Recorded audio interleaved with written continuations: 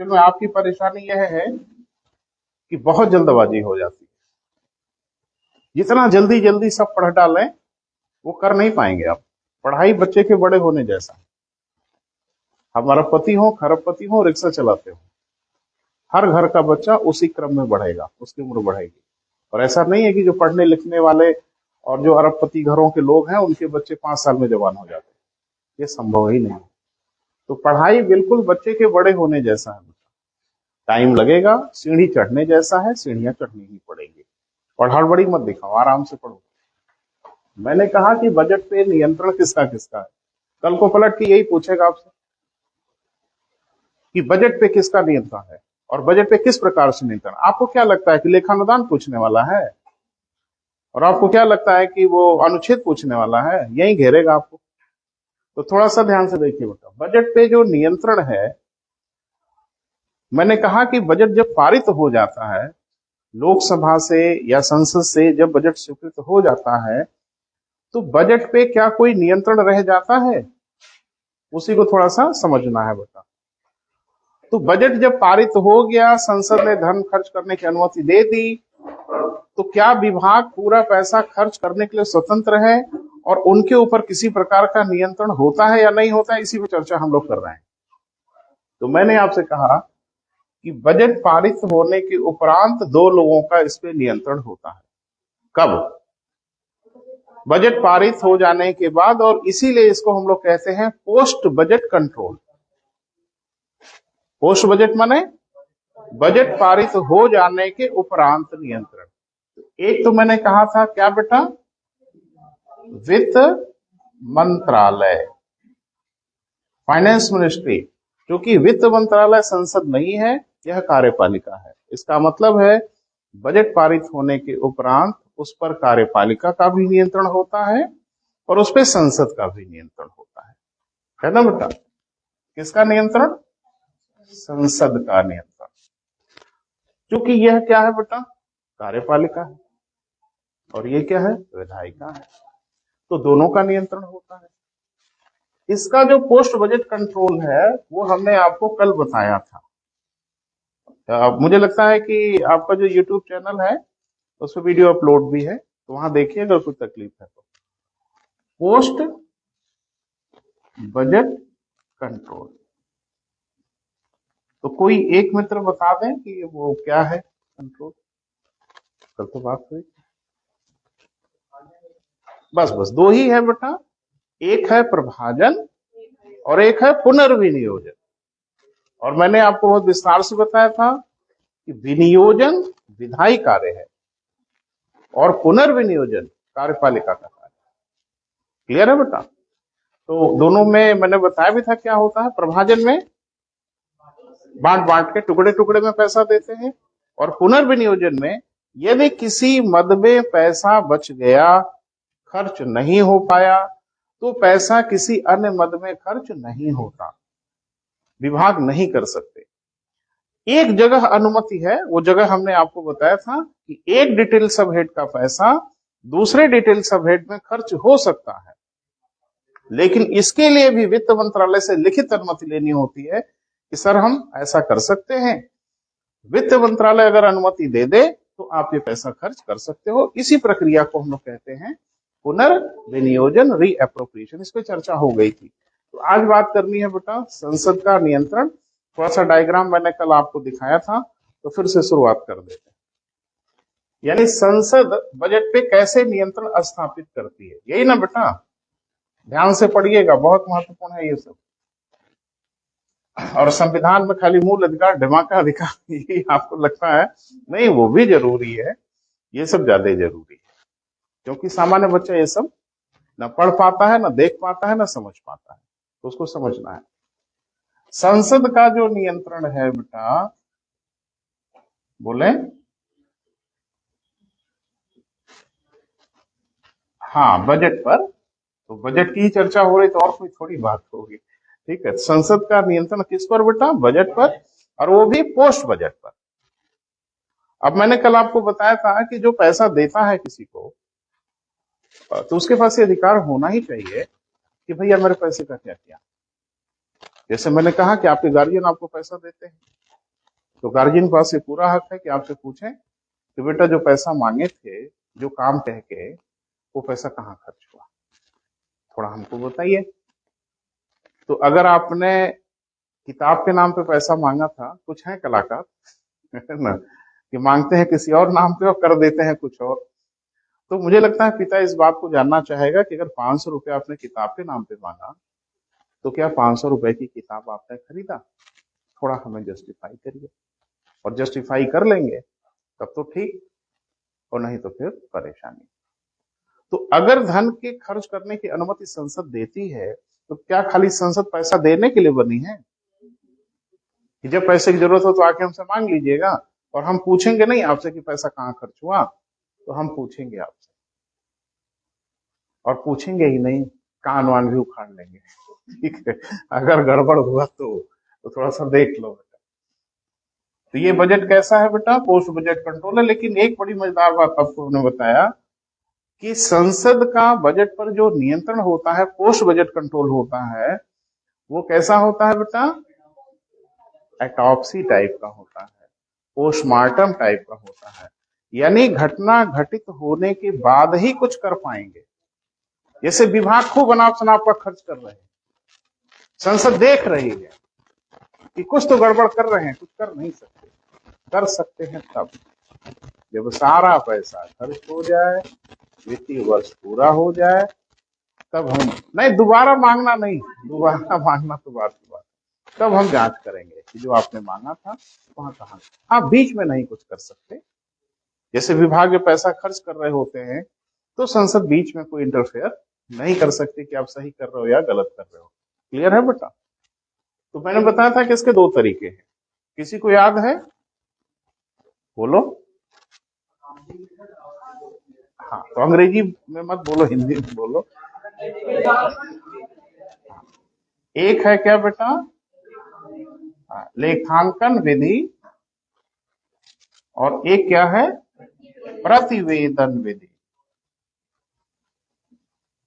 Clear है बेटा? ये दो तरीके से संसद धन खर्च होने के बाद उसकी जवाबदेहिता तय करती है कि भाई कहाँ गड़बड़ हुआ, कहाँ गड़बड़ नहीं। लेखांकन विधि की सारी दारोमदार, सारी जिम्मेदारी टैग पर होती है। क्लियर है बेटा? और प्रतिवेदन विधि में वित्त से संबंधित 3 समितियां हैं। कल हंसी मजाक में आपसे बात हुई थी। एक है PAC, पब्लिक अकाउंट कमेटी, दूसरा है एस्टीमेट कमेटी, और तीसरा है क्या बेटा? हाँ, CPU। ये जरूर याद रहेगा, कमेटी ऑन पब्लिक अंडरटेकिंग, सार्वजनिक उपक्रम की समिति। क्लियर है बेटा? तो मुझे लगता है इन्हीं को पढ़ लेना है और बात बन जाएगी। ठीक है, कुछ लिखा है बेटा? शुरू करें। संसद का वित्त पर नियंत्रण, या संसद का बजट पर नियंत्रण। लिख लिया है? अब इन्हीं का प्रकार लिखना है। अब शुरुआत करिए। लेखांकन विधि, पहला क्या है बेटा? लेखांकन विधि।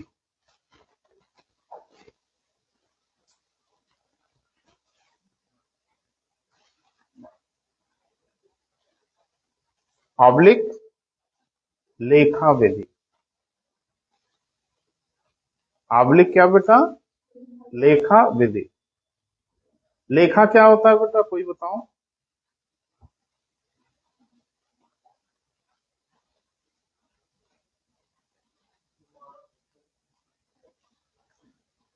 बोलो बेटा, बोलो तो बात बनेगी।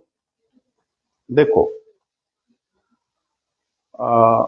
दो शब्द है जो फ्रिक्वेंटली यूज होता है, एक लेखा, एक लेखा परीक्षा। नहीं, जोखा नहीं लेखा जोखा नहीं, एक लेखा और एक क्या बेटा? लेखा। तो एक को कहते हैं क्या बेटा? लेखा, या इसी को कहते हैं लेखांकन। दोनों एक ही शब्द है। माने लेखा का अंकन करना, या लेखा जब बोल दिया जाता तो उसका भी यही अर्थ होता है। तो एक तो ये शब्द है, और एक शब्द है लेखा परीक्षण, जिसको कहते हैं इंग्लिश में ऑडिट। क्या कहते हैं बेटा? ऑडिट कहते हैं। और इसको क्या कहते हैं? अकाउंटिंग। क्लियर है? तो लेखांकन और लेखा परीक्षण में पहले रिश्ता बना लिया जाए, तब तो समझ में आएगा ना बेटा। तो लेखांकन विधि का क्या मतलब है उसको समझना है। देखो, जैसे आपके पिता ने आपको 1,000 रुपया दिया,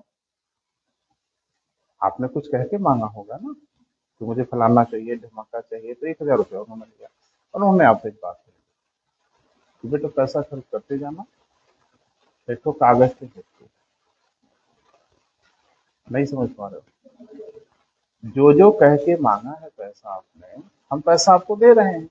बस आपसे विनम्र निवेदन यह है कि आप जो जो खर्चा करिएगा एक तो पेपर पे लिखिएगा कि 200 रुपए का तेल भरवा लिया है ना, 50 रुपए की कॉफी ले लिया, जो भी आप खर्च करेंगे उसको आप लिखेंगे। क्लियर है? और जब पैसा 1,000 खर्च हो जाएगा तो हम आपसे वो कागज मांगेंगे कि बेटा जो जो खर्चा किया है वो जरा कागज दिखा दो मुझे। और उस कागज के मिलान हम करेंगे आपकी उस मांग से जो कह कह के आपने मांगा था। नहीं समझ पा रहे? अरे भाई 1,000 रुपया जो मांगा था वो कुछ कह के मांगा होगा ना, तो वो भी हम कह देते हैं कि लिख के दीजिए क्या क्या चाहिए आपको। नहीं समझ पा रहे? मुंह जबानी नहीं, लिख के दीजिए कि कहाँ कहाँ कितना कितना पैसा आपको चाहिए। तो आपने लिख लिया, लास्ट में जोड़ा तो 1,000 आया, पापा को पकड़ा दिया कि पापा देखिए 1,000 मुझे चाहिए, पापा ने 1,000 दिया, वो कागज रख लिया आपका। और पापा ने कहा बेटा अब आप एक काम करना कि जो जो पैसा खर्च करना वो थोड़ा लिख लेना। क्लियर है? जब 1,000 खर्च हो जाएगा तो पापा फिर वो कागज आपसे मांग लेंगे, तो बेटा जो खर्चा किया वो अलग कागज दे दो, और दोनों कागज होगा आमने सामने। तो ये मांगा था 200 रुपए पेट्रोल के लिए, कितना पेट्रोल भराया? 250। तो शुरू हो जाएगी कुटाई पिसाई धुनाई तो ये ध्यान रखना, जो जो कह के मांगा है वही वही खर्च होगा, और जितना कह के मांगा है उतना ही खर्च होगा। क्लियर है बेटा? तो जब आप कागज पे लिखते हो वो प्रक्रिया लेखांकन कहलाती है। समझ में आ रहा है? और पापा जब उसको चेक करने लगते हैं तो लेखा परीक्षण। मुझे लगता है क्लियर हुआ होगा। जो लेखा है उस लेखा की जब जांच होने लगेगी तो लेखा परीक्षण। तो एक बात तो तय हो गई कि लेखा परीक्षण तब तक नहीं हो सकता जब तक लेखा ना देते माना, इसीलिए उसको लेखांकन विधि कहा जाता है। वास्तव में हो जाता है लास्ट में ऑडिट, और ऑडिट कौन करता है? सीएजी करता है। लेकिन सीएजी तब न करेगा जब लेखा होगा। सब खर्च कर दिया और पापा ने कहा पर्ची लाओ, तो पापा भूल गए लिखना तो जो बड़े सातिर लोग होते हैं ना यही सब कर देते हैं। जो जो कहा था पापा वही वही खर्च हुआ, लेकिन ये है कि लिखना भूल गए। नहीं, लिखना पड़ेगा ताकि मिलाया जाए। क्लियर है? और मुंह जबानी नहीं। अगर आपने कहा कि हमने पेट्रोल भराया है 200 का तो पर्ची दिखाइए। अगर आपने कहा कि 250 का हमने किताब खरीदा है तो किताब दिखाइए, और हम उसकी एमआरपी देखेंगे, है ना, उतने की है कि नहीं। इतने आसानी से जान नहीं छूटता बेटा विभागों का, है ना। बड़ा क्लियर है बेटा? तो लेखांकन विधि का मतलब वास्तव में लेखा परीक्षण ही है। लेकिन लेखा परीक्षण किसका होगा? लेखा या लेखांकन होगा तब ना लेखा परीक्षण होगा। लेखा लेखांकन ही नहीं होगा तो लेखा परीक्षण किस बात का होगा? क्लियर है बेटा? तो इसमें दोनों चीजें शामिल है, हम विस्तार से बात करते हैं। तो इसके लिए हमारे यहाँ एक साहब नियुक्त है। क्या नाम है इनका? बोले, बोला करो जोर से और संकोच मत करिए। तो सीएजी, तो एक जने हैं सीएजी और एक जाने हैं खाली सीए। ये जी नहीं लगा है उसमें। अरे ये भी सीए हैं, ये भी सीए हैं, बाकी ये खाली सीए हैं और ये जी वाले सीए हैं, है ना। तो सीए माने क्या होता है, नाम सुना है? Chartered accountant. ये क्या होते हैं? मैंने सुना पढ़ाई उड़ाई होती है। अरे बच्चे सीए की पढ़ाई करते हैं भाई, तो पढ़ाई करने के बाद उनको डिग्री उग्री मिल जाती है, किसकी? सीए की, चार्टर्ड अकाउंटेंट की। तो ऑफिस ऑफिस खोल के बैठ जाते हैं, प्राइवेट लोग होते हैं। क्या काम है इनका?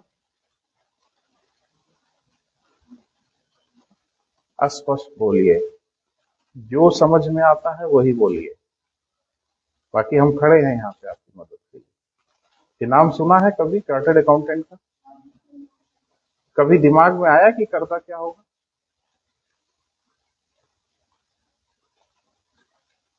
लेखा, एक शब्द खूब बोल रहे हो, लेखा जोखा, है ना। तो खाली लेखा जोखा से काम नहीं चलेगा, है ना भैया जी। सुनो, एक्चुअल में क्या है कि जब आप इनकम टैक्स भरते हो, जैसे हम लोग इंडिविजुअल लोग हैं या हम फर्म चलाते हैं या हमारी कंपनी है, कुछ भी हो, तो व्यक्तिगत आदमी जब अपना इनकम टैक्स भरता है तो खुद भर लेता है, और सरकार उससे हाथ जोड़ के पूछती है कि भैया जी बस ये बता दीजिए कि साल भर में कितना कमाया और साल भर में कितना खर्चा किया। नहीं समझ पा रहे? चौक पे एक तो सड़क के किनारे वो ठेला लगा के गोलगप्पे बेचता है, चाट बेचता है, तो साल भर में कितना कमाई किया सरकार को पता है?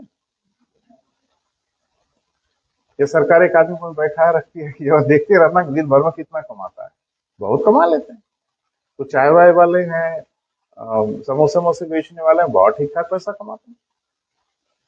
तो सरकार बस ये कहती है, मिठाई की दुकानें हैं शहर में, अब नाम हम नहीं लेंगे, किसी का प्रचार नहीं कर रहे, लाइव है, लेकिन एक बात की, शहर में मिठाई की दुकानें हैं, साल भर वो कितने की मिठाई बेचा ये सरकार को पता है? तो सरकार बस उनसे ये पूछती है कि साल भर में मिठाई बेच बेच के कितना पैसा कमाया और कितना खर्चा किया। तो अब तो बताने वाले की मर्जी पर है ना, बताने वाला तो चालाक होगा, सोच समझ के बताएगा, कहीं फंस न जाए इनकम टैक्स में।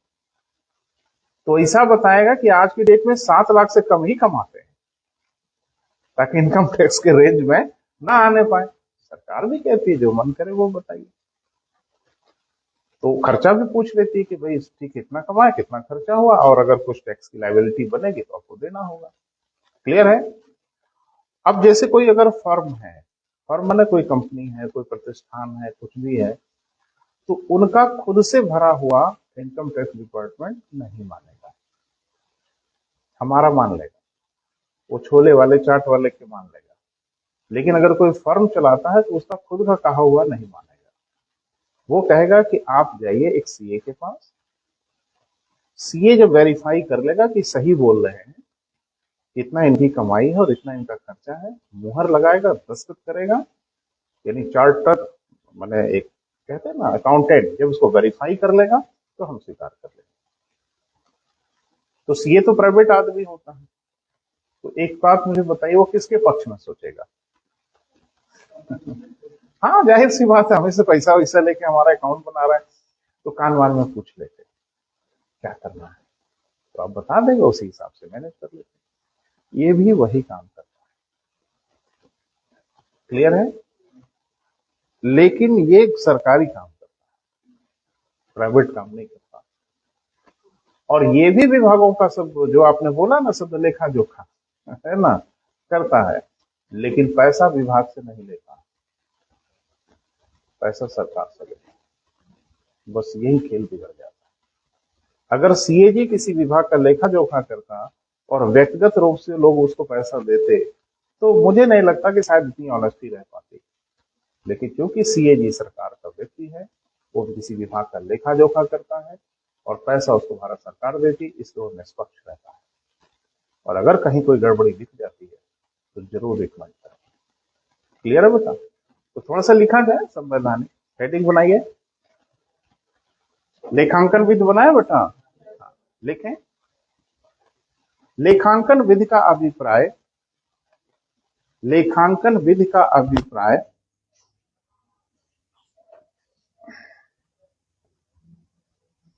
विभागों को प्रदान किए गए धन का लेखा या लेखांकन तैयार करना।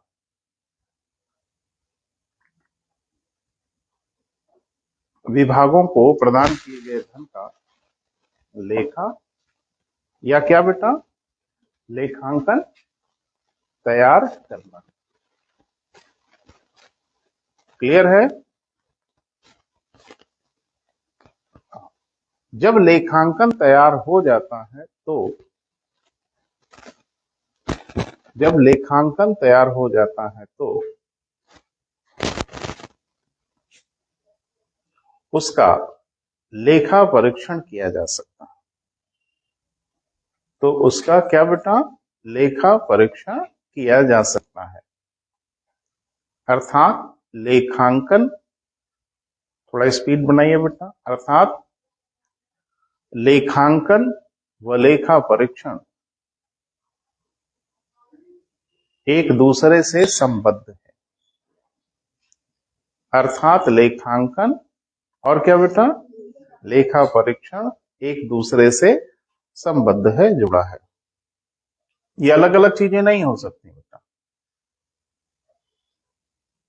ठीक है? जब तक लेखांकन रहेगा नहीं तब तक लेखा परीक्षण होगा नहीं। तो लेखा परीक्षण अगर हो रहा है तो 100% गारंटी है कि लेखांकन होगा, लेकिन खाली लेखांकन लेखा परीक्षण नहीं होता। क्लियर है? ये सब जिम्मेदारी किसकी दी गई है बेटा, सीएजी की। तो अब थोड़ा सा हेडिंग बना लें, सीएजी।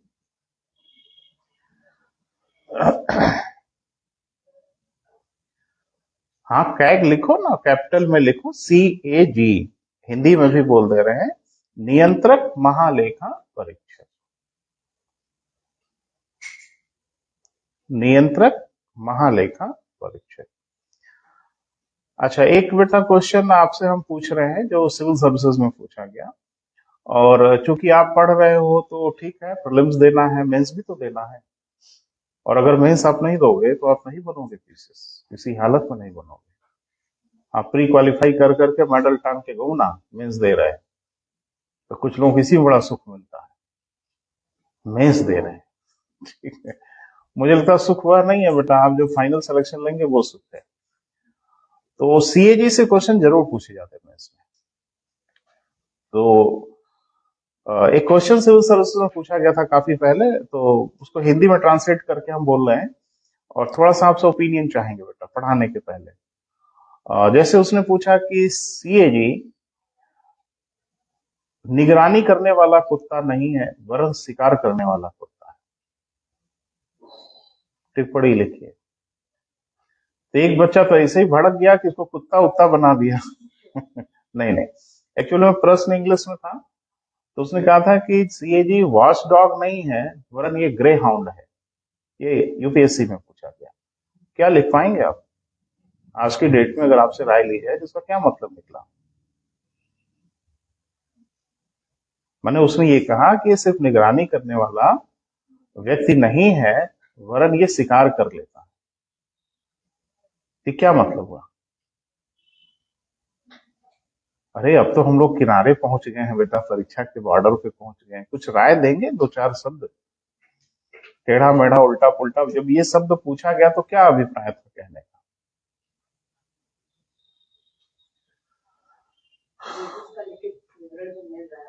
हाँ, तो उसको सिर्फ अगर कुछ भी मिसयूज है तो उसको सिर्फ देखना नहीं, अगर वो जो मिसयूज है तो उसको मतलब कार्रवाई है जो भी। अच्छा ठीक है, तो क्या आपको लगता है कि सीएजी एक ऐसा निकाय है जो कार्रवाई भी करता है? सीएजी एक ऐसा निकाय है जो गड़बड़ी पाने पे कार्रवाई कर सकता है? तो ये तो कंफर्म हो गया कि सीएजी मीडिया वाली भूमिका में, जो भूमिका मीडिया की है वही भूमिका सीएजी की। मीडिया का क्या काम है? दिखा देना, हाँ, उजागर कर देना। अब अधिकारी देखें, लोग देखें और कार्रवाई करना है तो करें, नहीं करना है ना करें। लेकिन मीडिया के पास अगर अधिकार होता तो मौके पे ही कार्रवाई कर देते ना। स्टिंग ऑपरेशन में देखते हैं मेज के नीचे से पैसा जा रहा है, एक जने पकड़ रहे हैं, अब वो टीवी पे दिखाएंगे, ये देखिए पैसा जा रहा है, लाल घेरा बना होना के। जब घूस लेते हुए देख रहे हो तो वही करो ना, सस्पेंड। कर सकते हैं मीडिया वाले ऐसा? बिल्कुल नहीं कर सकते, लेकिन ये काम कर देंगे, सस्पेंड करवा देंगे। करेंगे तो नहीं, लेकिन पक्का करवा देंगे। टीवी पर तब तक दिखाते रहेंगे, हाँ, जब तक कि सस्पेंड ना हो जाए। और जब सस्पेंड हो जाएंगे तो टीवी पे आके ताल भी ठोकेंगे कि देखिए हमारी समाचार का असर हुआ, फलाने सस्पेंड हो गए। तो एक बात तो समझ में आ ही रही है कि मीडिया कार्रवाई करने वाला निकाय नहीं है, तो सीएजी भी कार्रवाई करने वाला निकाय। सीएजी बस आपकी फोटो आपको दिखा देता है, देख लो आप कैसे हो। समझ पा रहे हैं? तो विभाग जो भी पैसा खर्च करते हैं उनका वो सब कुछ डिटेल राष्ट्रपति को दे देता है कि महोदय आपके लायक लोग ये किए हैं, अब आपको जो करना है करो, नहीं करना है ना करो, नमस्कार, हम चले अपने घर। तो सीएजी कोई कार्रवाई नहीं कर सकता। तो फिर ये क्या कहा गया कि वो सिर्फ एक वॉच डॉग है, सॉरी वॉच डॉग नहीं है वरन ग्रे हाउंड है, मतलब शिकार करने लगा है। क्या मतलब था सर? क्या लिख लोगे? 200 शब्द 250 शब्द लिखने की स्थिति है? तो वो सब मेंस की तैयारी होगी तब, है ना? अरे प्री क्वालिफाई कर लोगे, मौका मिलेगा मेंस के लिए? बिल्कुल नहीं मिलेगा। चलो थोड़ा इनका संवैधानिक परिदृश्य देखते हैं। लिखें, लेखा परीक्षक के पद की स्थापना। अरे ये पद जो बनाया गया होगा बेटा, कभी न कभी बनाया गया होगा ना बेटा। लेखा परीक्षक के पद की स्थापना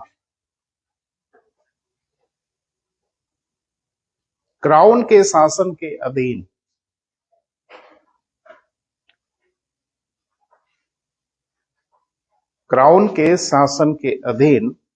सन 1857 में ही कर दिया।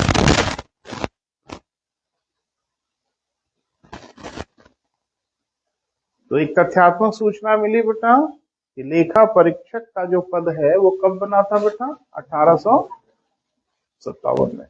अर्थात यह जो पद हमको मिला है वो विरासत में मिला है। विरासत समझते हैं? क्या समझते हो आप? जो भी पूछा जाता है वही निरुत्तर हो जाते हैं।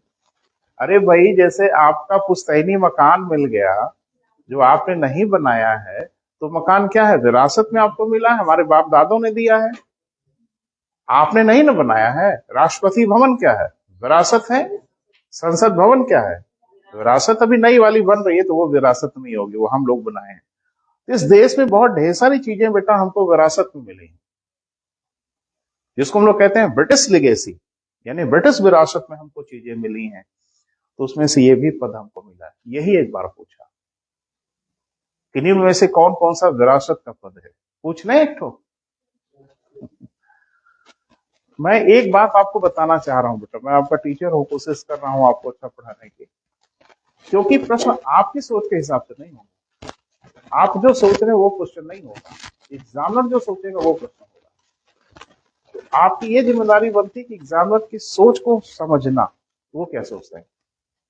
जब तक आप एग्जामिनर की सोच नहीं समझेंगे आप तैयार नहीं हो पाएंगे, टॉपिक पढ़े रहेंगे, उत्तर नहीं बता पाएंगे, क्योंकि उस नजरिए से आप उस टॉपिक को नहीं देखोगे, आप अपने नजरिए से देखोगे, और नजरिए का फर्क है। संसद भवन विरासत में है, हाँ। सिविल सेवा का पद विरासत में है, मुझे लगता है समझ में। न्यायपालिका विरासत में है, अनुमान समिति विरासत में है। तो 4 विकल्प तो हो गया, इसमें उत्तर कहां गया? निम्न में से कौन सा विरासत में हमें नहीं प्राप्त हुआ? तकलीफ में डाल देंगे बेटा।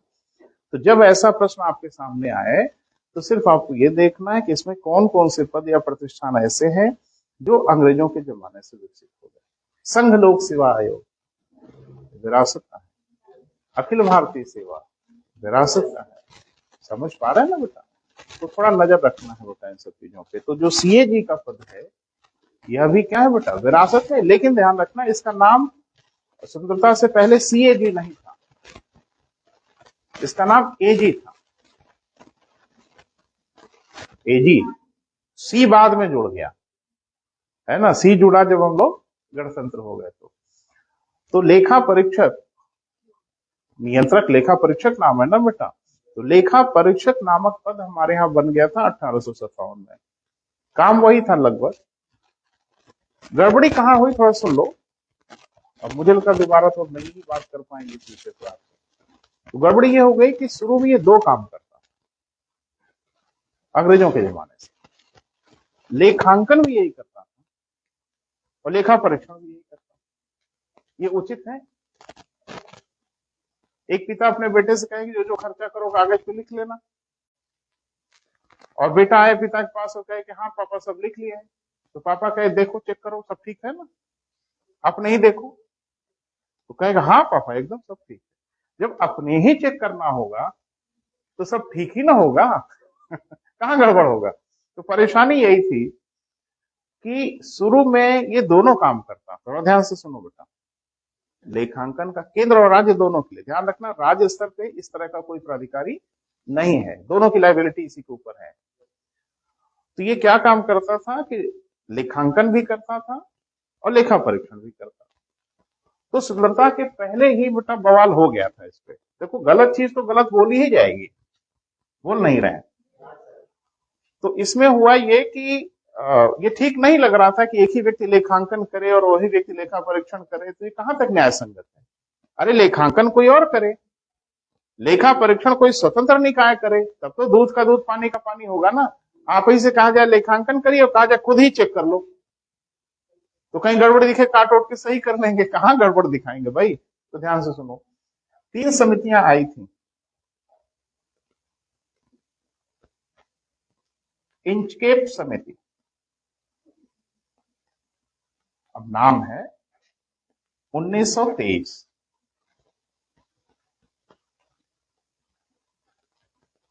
मूडीमैन समिति 1924, और तीसरा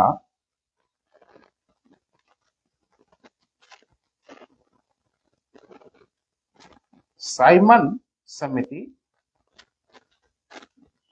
1927। ये तीनों समितियों ने एक सुर में कहा कि लेखांकन और लेखा परीक्षण अलग होना चाहिए। मैंने ये देख रहा हूं स्वतंत्रता के पहले का मामला है, ये तीनों समितियों ने एक सुर में सिफारिश किया है कि लेखांकन और लेखा परीक्षण का कार्य अलग अलग होना चाहिए, जो हुआ नहीं। और बड़ी मजेदार बात है कि स्वतंत्र भी हो गए और ये पद भी रहा, बस इस पद में एक शब्द जोड़ दिया गया, नियंत्रक। आईएएस में पूछा गया नियंत्रक महालेखा परीक्षक में नियंत्रक शब्द भ्रामक है, टिप्पणी लिखिए। फर्जी है, भ्रामक का मतलब बेकार है। तो क्या आपको लगता है कि नियंत्रक भी है? ये किसका नियंत्रण करता है? ये भी प्रश्न आपसे पूछ लिया कि नियंत्रक महालेखा परीक्षक में जो नियंत्रक शब्द है वो भ्रमित करने वाला है। वो कहां नियंत्रण करता है भाई? तो क्या करता है कुछ नियंत्रण? तो फिर नियंत्रक शब्द काहे लगाए? Controller auditor general. जान छूटेगी नहीं बेटा, जान फंसेगी, अभी हम बताते हैं। ये तो कहा गया नहीं हुआ, अलग नहीं हुआ। ये अलग जानते हो कब हुआ? 1976 में जाके अलग हो पाया। यानी सीएजी के जो अधिनियम बनाए गए उसमें संशोधन किया गया और कहा गया कि अब लेखांकन और लेखा परीक्षण का कार्य दोनों आप नहीं करेंगे। थोड़ा ध्यान से सुनो, इसमें कहा गया भाई दोनों का काम करता था ना, राज्य का भी और किसका बेटा? केंद्र का।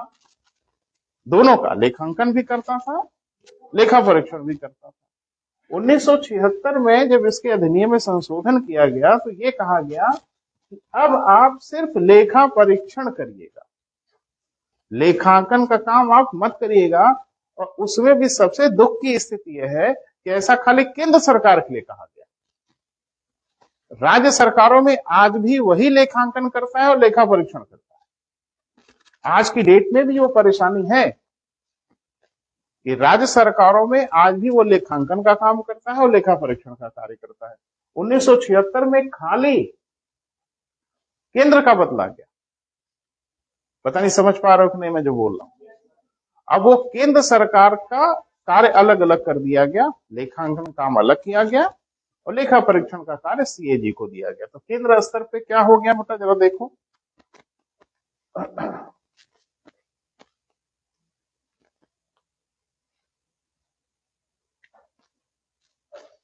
केंद्र स्तर पर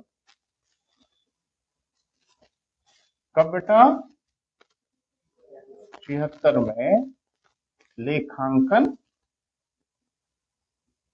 और क्या बेटा, लेखा परीक्षण। ये तो राज्य स्तर पे भी दोनों काम है, केंद्र स्तर पे दोनों काम है, लेकिन राज्य स्तर पे आज भी ये काम कौन करता है, सीएजी।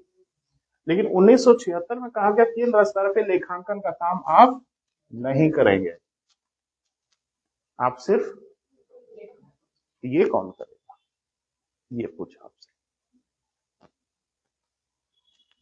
सोच लो बेटा, कहां सोच आपकी घूम रही है, आपकी सोच कहां घूम रही है बता दें। सीएजी का कार्यकाल कितना होता है,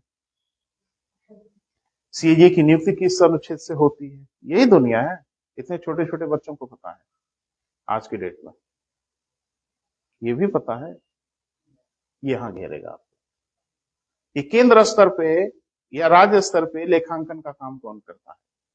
लेखा परीक्षण छोड़ दो, तो राज्य स्तर पे भी लेखांकन का काम और लेखा परीक्षण दोनों काम करता है सीएजी, लेकिन केंद्र स्तर पे लेखांकन का काम नहीं करता। तो कोई तो करता होगा, कौन करता है, मैंने कुछ अंदाजा बताइए थोड़ा तो हम है? अलग से पद बनाया गया,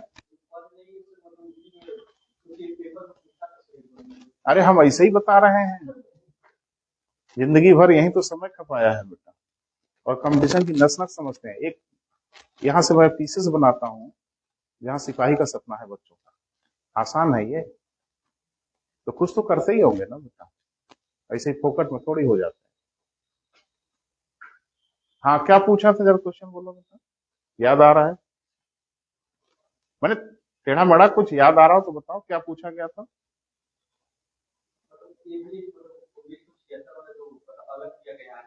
हाँ हाँ, तो काहे नहीं पूछेगा, हम ऐसे ही बता रहे हैं। दूसरा ये अगर पूछता है कि लेखांकन और लेखा परीक्षण कब पृथक किया गया, तो ये आसान प्रश्न है, सुन लो मेरे हिसाब से आसान प्रश्न है, लेकिन उसे तो ये पूछना चाहिए था ना, और पूछा है यूपीएससी में कि लेखांकन का कार्य केंद्र स्तर पे कौन करता है। अलग तो हो ही गया, अच्छी बात है, तो अलग हो गया तो ये दोनों काम कोई ना कोई करता होगा ना, ये काम तो सीएजी करता है, ये कौन करता है।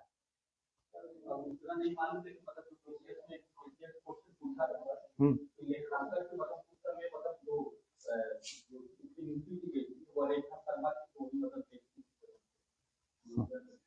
ध्यान से सुनिए, केंद्र स्तर पे लेखांकन का कार्य अब विभागाध्यक्ष को दे दिया, जो विभाग का अध्यक्ष होगा वही मुख्य लेखाधिकारी भी कहलाएगा, यानी वो अपने विभाग का लेखांकन करके रखे रहेगा। सीएजी साहब जाएंगे, कहेंगे लाओ दे दो और हम चेक कर लेंगे। क्लियर है बेटा, शुरुआत करें। अभी हम सब लिखाएंगे बेटा, एक शब्द एक लाइन नहीं छोड़ेंगे, जैसे बच्चे जल्दी जल्दी नोट कर रहे हैं, कहीं भूल न जाए लिखाते समय। अरे ना ना, मैं भूलूंगा नहीं बेटा, इतना तो मुझे याद है। क्या लिखा जरा बोल दो लास्ट। हाँ लिखें, प्रारंभ में यह लेखांकन तथा लेखा परीक्षण दोनों कार्य करता था। लिख लिया है, लिखो, प्रारंभ में यह लेखांकन तथा लेखा परीक्षण दोनों कार्य करता था।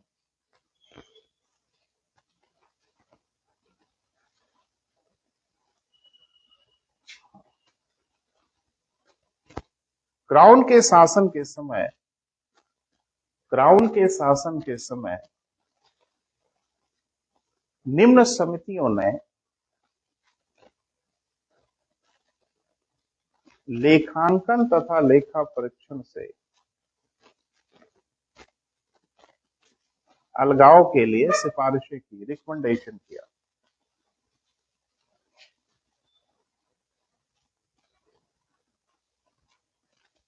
अलगाव के लिए क्या किया बेटा, सिफारिशें किया, रिकमेंडेशन किया।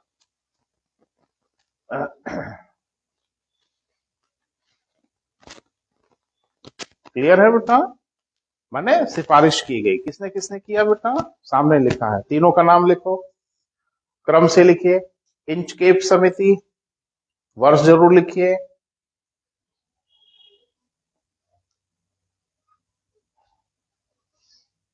थोड़ा सा रुकिए, काहे लिखा रहे हैं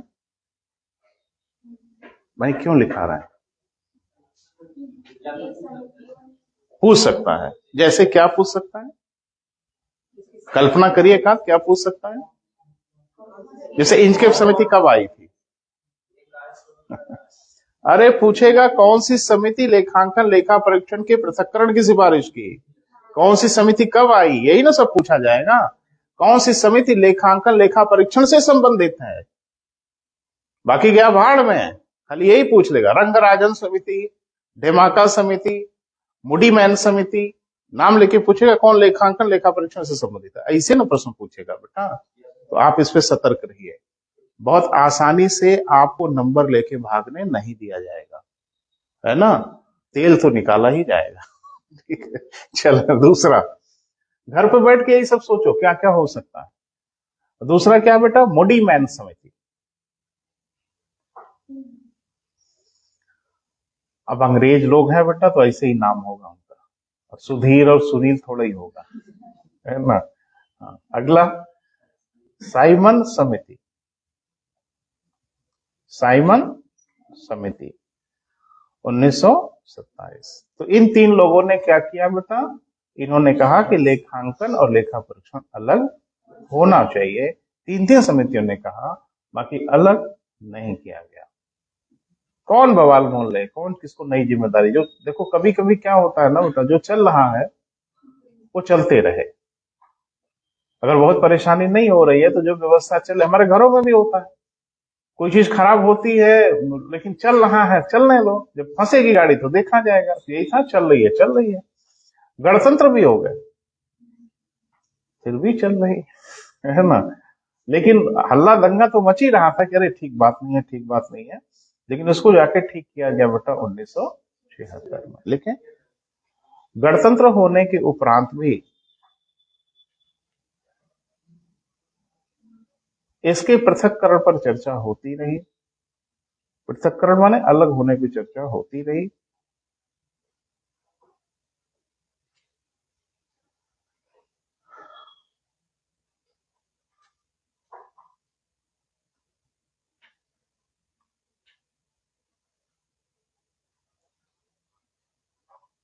सन 1976 में एक अधिनियम बनाकर, सन 1976 में एक अधिनियम बनाकर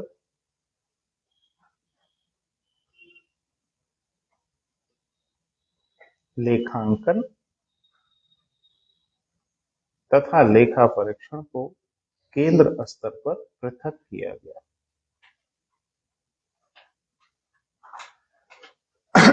केंद्र स्तर पे क्या किया गया बेटा? पृथक किया गया, अलग किया गया।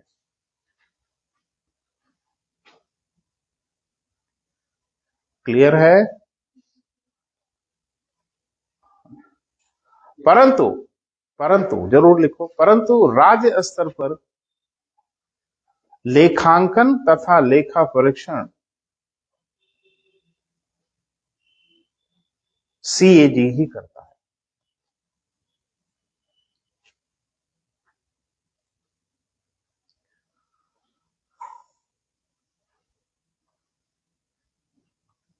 सीएजी ही करता है। आवाज पहुंच रही है ना बेटा पीछे? सीएजी ही करता है। क्लियर हुआ? अच्छा आगे बढ़िए। तो अब एक प्रश्न तो स्वाभाविक है बेटा कि केंद्र स्तर पे लेखांकन का काम कौन देखता है? अगर अलग कर दिया गया तो कौन देखता है, उसको थोड़ा क्लियर कर लिया जाए, एक नोट बना के लिख लो। हाँ, केंद्र स्तर पे लेखा परीक्षण का कार्य अब सीएजी करता है। केंद्र स्तर पे लेखा परीक्षण का कार्य कौन बेटा? सीएजी करता है। जबकि लेखांकन का कार्य, जबकि किसका बेटा? लेखांकन का कार्य विभागाध्यक्ष, एचओडी, एचओडी माने very good, head of department, विभागाध्यक्ष को सौंप दिया गया।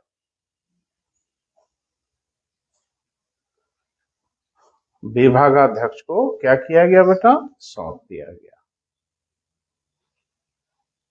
क्लियर है? यहां तक तो दृश्य क्लियर हो गया ना बेटा? कुछ संदेह, कोई समस्या? नहीं नहीं, मैं छोड़ूंगा ही नहीं बेटा, समस्या के स्पेस नहीं छोड़ेंगे।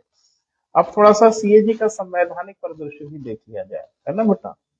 तो लिख ले, पैरा चेंज करके, संविधान के अनुच्छेद 148 से 151 तक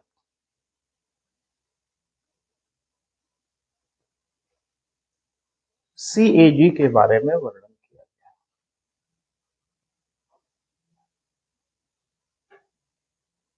आर्टिकल 1482, आर्टिकल 151 माने 48, 49, 50, 51, इन अनुच्छेदों में बात की गई है। नियुक्ति की बात की गई है, पद की बात की गई है, कार्य की बात की गई है, प्रतिवेदन की बात की गई कि भाई प्रतिवेदन कहाँ देगा, है ना बेटा? तो शुरू में ही हम लोगों ने पढ़ा है कि अनुच्छेद 148 में इस बात का स्पष्ट उल्लेख है कि सीएजी की नियुक्ति राष्ट्रपति करेगा। लिखाया होगा बेटा, सीएजी की नियुक्ति कौन करेगा बेटा? राष्ट्रपति करेगा। कार्यकाल घबराओ नहीं बेटा, 6 वर्ष या 65 वर्ष की उम्र जो भी पहले हो, यानी 6 साल पहले पूरा होगा तो 6 साल, 65 वर्ष अगर पहले पूरा होगा तो, मतलब समझ पा रहे हो? जैसे मान लीजिए कि 62 साल पे कोई सीएजी बनाया गया, मान लें, तो पहले 65 पूरा होगा तो 3 साल में रिटायर हो जाएंगे। क्लियर है? कोई 50 साल में अगर हो गया तो 6 साल पहले पूरा होगा, यानी 56 साल का होगा तो 6 साल पूरा कर लेगा। तो ये जब शब्द लिखाया जाता है 6 वर्ष या 65 वर्ष जो भी पहले हो, तो उसका यही अर्थ है जो मैंने बताया। क्लियर है बेटा? अच्छा, क्या इसको हटाया जा सकता है सीएजी को? कैसे? ये महाभियोग माने आलू की सब्जी मत बना दो बेटा, जहां मन करे वही महाभियोग। महाभियोग सिर्फ महा के विरुद्ध होगा, ऐरे गहरे के खिलाफ महाभियोग थोड़ा ही होगा। कहा? हाँ, महिम के लिए महाभियोग है। तो ये है कि जिस प्रकार सर्वोच्च न्यायालय के न्यायाधीशों को हटाया जाएगा, उन्हीं विधियों से इनको हटाया जाएगा। साथ में ये अभी हम सब लिखाते हैं, साथ में ये भी प्रावधान किया गया है कि रिटायरमेंट के बाद ये भारत सरकार तथा राज्य सरकार के अधीन कोई लाभ का पद धारण नहीं करेंगे। ठीक है? विनोद राय थे जिन्होंने उजागर किया कोयला घोटाला, डेमाका घोटाला, कहाँ है आजकल? पता ही नहीं है, क्योंकि जब रिटायरमेंट होंगे लोग तो नेपथ्य में खो जाते हैं, क्योंकि इनको कोई सरकारी पद वगैरह नहीं दिया जा सकता। हाँ, राज्यपाल बनाया जा सकता है, क्योंकि राज्यपाल लाभ का पद नहीं माना जाता, तो बड़ी भारी परेशानी है। हाँ हाँ, तमाम हथियार हैं, तो चर्चा कभी होगी बेटा, तो थोड़ा सा लिख लिया जाए बेटा। हाँ लिखें, अनुच्छेद 148 के अनुसार, आर्टिकल 148 के अनुसार सीएजी की नियुक्ति राष्ट्रपति करता है।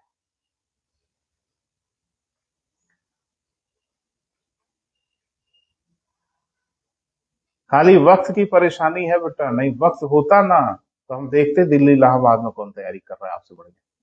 तो खाली परेशानी है कि हमें रुकना पड़ता है, रोकना पड़ता है। बहरहाल हो गया बेटा। तो क्या लिखा? नियुक्ति कौन करता है बेटा? राष्ट्रपति करता है। ठीक है? हाँ, पॉइंट बना के लिखे। इसका कार्यकाल 6 वर्ष अथवा 65 वर्ष की उम्र तक है, जो भी पहले हो, जो भी पहले हो।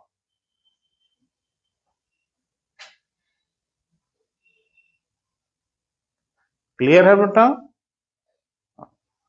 इसे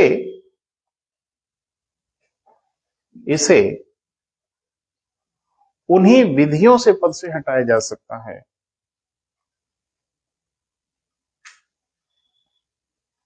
जिन विधियों से सर्वोच्च न्यायालय अथवा उच्च न्यायालय के न्यायाधीशों को हटाया जाता है।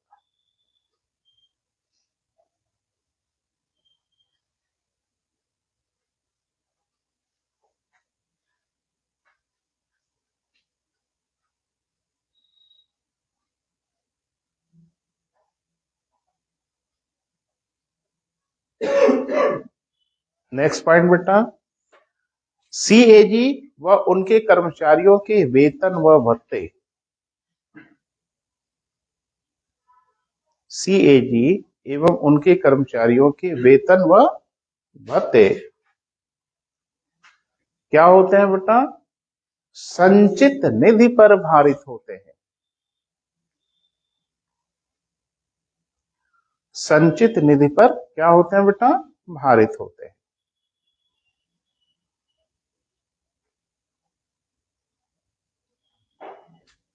क्लियर है? आगे लिखें, सेवानिवृत्त के उपरांत। नेक्स्ट पॉइंट, सेवानिवृत्त के उपरांत, रिटायरमेंट होने के उपरांत वह भारत सरकार एवं राज्य सरकार के अधीन कोई पद धारण नहीं करेगा। कोई पद धारण नहीं करेगा।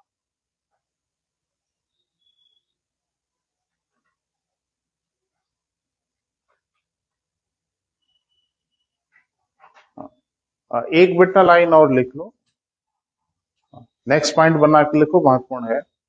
अनुच्छेद 151 के अनुसार, आर्टिकल 151 के अनुसार केंद्र की स्थिति में यह अपना प्रतिवेदन राष्ट्रपति को,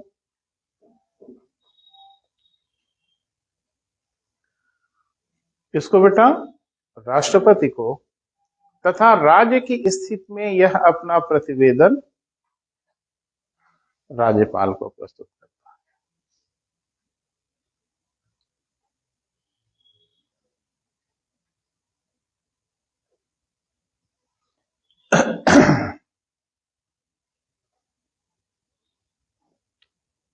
ठीक है बेटा, आगे लिखो, राष्ट्रपति अथवा राज्यपाल। राष्ट्रपति अथवा कौन बेटा? राज्यपाल इसे सदन के पटल पर रखवाते हैं। इसे कहां बेटा? सदन के पटल पर रखवाते हैं।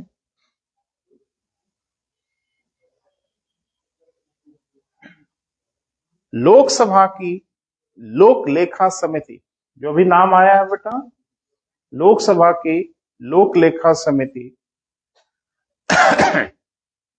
अखिलेश, लोकसभा की लोक लेखा समिति इसकी व्यापक जांच करती है। इसकी व्यापक क्या करती है बेटा? जांच करती है। क्लियर है? लोक लेखा समिति सीएजी मार्गदर्शक तथा पथ प्रदर्शक की भूमिका में होता है। ठीक है बेटा, मार्गदर्शक तथा पथ प्रदर्शक की भूमिका में होता है। यह भी प्रश्न आपसे पूछा गया। हाँ, लोक लेखा समिति के लिए सीएजी मार्गदर्शक तथा पथ प्रदर्शक के रूप में होता है। क्लियर है? ये क्वेश्चन पूछा गया ना बेटा कि पीएससी के लिए मार्गदर्शक कौन होता है, देखिएगा पेपर, तो पीएससी के लिए मार्गदर्शक या पथ प्रदर्शक के रूप में कौन होता है? सीएजी। और सीएजी की जांच कौन करता है? रिपोर्ट की लोक लेखा। नहीं समझ पा रहे हो भाई, तो गड़बड़ हो जाएगा बेटा, तो ऐसा देख लो।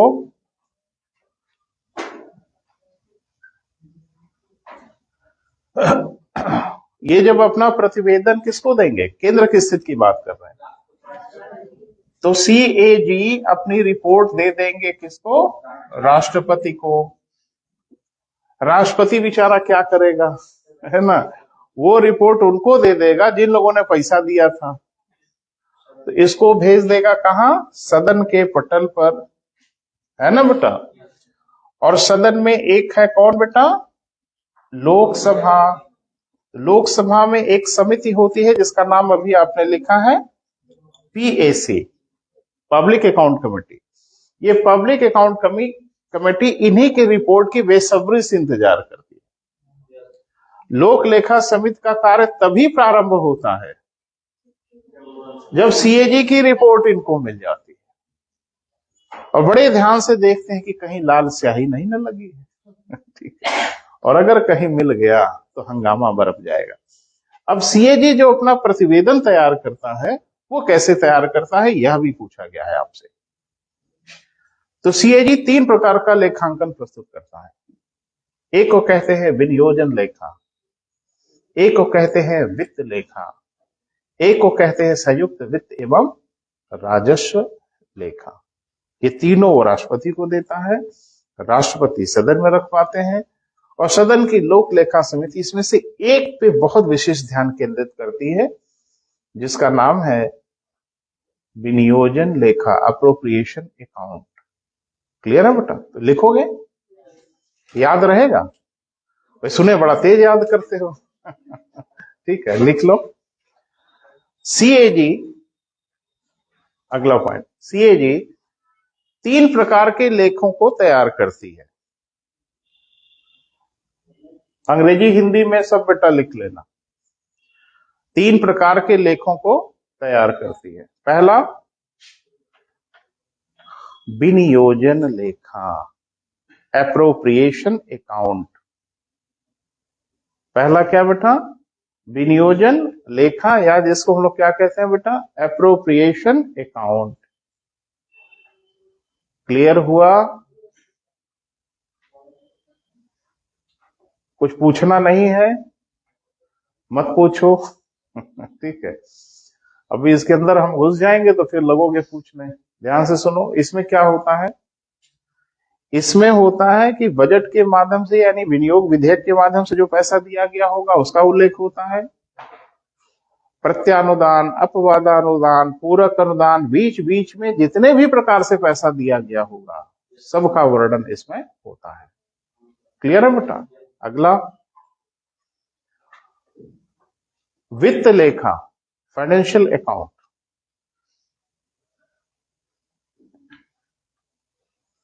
इसमें आने जाने का विवरण होता है, पैसा आया कहां से, पैसा गया कहां, है ना बेटा। तीसरा संयुक्त वित्त एवं राजस्व लेखा। संयुक्त वित्त एवं क्या बेटा? राजस्व लेखा।